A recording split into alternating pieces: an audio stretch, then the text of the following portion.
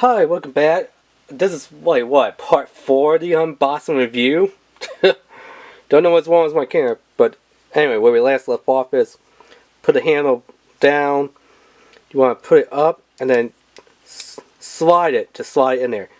Now, putting the shield on the arm, just push it in there. You know they say slot it. You don't have to slot it, to line it in there on the arm. But the gun, you do have to line the little slot on there to the handle. So it is like that. Then come back here, which would be a little bit easier, and flip out the wings. And the wings do not go like this, so you do not want them flat.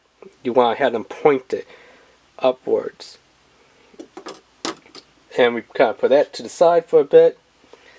Let me see about pulling this little pud off of here. Does not want to come off, that action base. Let me grab the flight base one. Little pud. And let me realign this. Come on.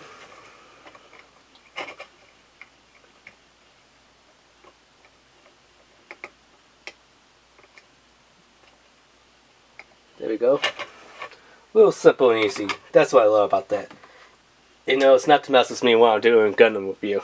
That base, it knows what to do. So then, of course, unfortunately, you do have to pull off the little beam handles. And they say flip down these little parts here. Kind of make them as flat as you possibly can. There we go. Arms just kind of go next to each other. They don't tab in, which is a shame, because a lot of people are saying like maybe the hands should go behind, here, and they should tab in. They don't, because I mean if they did, I mean look at that. That would look, ooh, nice, but they don't. So let's, ew, yucky, ugly. So yeah. I don't know, seriously, I might think about getting some mod glue and gluing this foot in, because yay. Gundam Hot Mess is what I would like to call this, because that's kind of pretty much what it is. You know what? I'm thinking about saying F it and not even putting his foot on, because every time I do, it kind of wants to come off. So,